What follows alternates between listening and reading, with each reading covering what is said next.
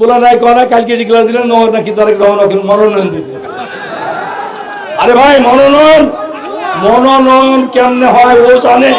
মনোনয়ন পেতে হলে আগে তফসিল ঘোষণা করবে সরকার। আজকে দুঃখ লাগে এত করার পরেও তারা আমার প্রতি সম্মান বোধ দেখাতে পারে না। আমি তো বলি নাই যে আমাকে ছেড়ে দাও, তুমি আমার কর্মী, আমাকে এমপি বানাও। তোমার বাপকে আমি 3 বির 4 বির বানাইছি, তুমি একবার বানাও, তা তো বলি নাই। আমি বলেছিলাম একসাথে কাজ করি, যে নমিনেশন পায় তার বসে ভোট করবে। তাতেও সে রাজি না, আমাকে মাঠে নামতে দিবে না, আমাকে গণসংযোগ করতে দিবে না। আপনারা জানেন আমি বিলবোর্ড 2010 সালে নির্বাচনের আগে পরে দেখাছিলাম, সেই নির্বাচন রাতের অন্ধকার সব কাইটি ফেলাই দিয়েছিল বাচ্চাগুলোর লোকজন। এইরকম একটা অত্যাচারী লোক, একটা সংগঠনের লোক, এটা কেমন কে করতে পারে? প্রথমে ডিক্লার দিল জুয়েল সাহেবকে ঢুকতে দিবে না দৌলতপুর থানায়। জুয়েল সাহেবকে দৌলতপুর থানায় ঢুকতে দেওয়া হবে না। কেমনে ঢুকে আমি দেখে নেব। জুয়েল সাহেব ঢুকছে? জুয়েল সাহেব একাই ঢুকেছিল, এখন কি একা আছে?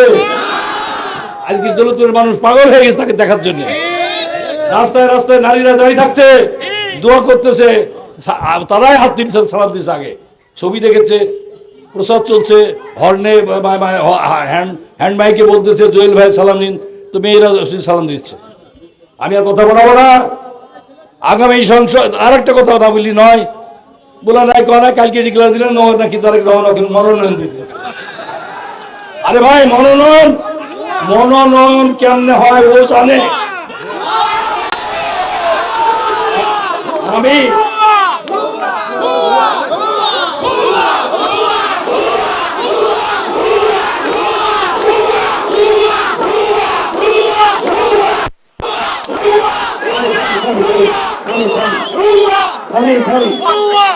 একটা কথা শুনেন, মনোনয়ন পাওয়ার জন্যে আমি 91 সাল, 96 সাল, 2001, 2008 4বার ভোটে গেছি।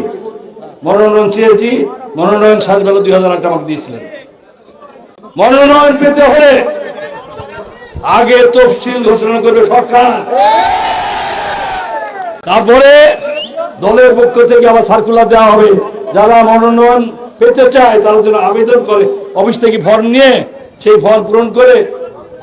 গত বছর ছিল 20,000 টাকা দিয়ে জমা দিতে হতো, তার আগে ছিল আরো কম।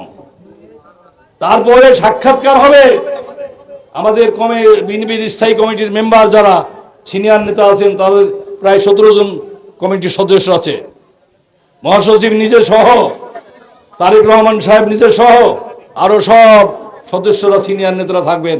তাদের সাথে সাক্ষাৎকারে কথা বলতে হবে, জিজ্ঞাসাবাদ হবে। এই যে মাঠে ঘোরাফেরা করছেন জুয়েল সাহেব, এরা যদি ওই বোর্ডে স্থাপন করা হবে, তার জনপ্রিয়তা কতটুকু আছে, কার কতটুকু, তো তারপরে ওনারা সিদ্ধান্ত নেবেন কাকে মনোনয়ন দেওয়া যায়। বুঝতে হবে তো এটা, কাকে মনোনয়ন দেওয়া যায়।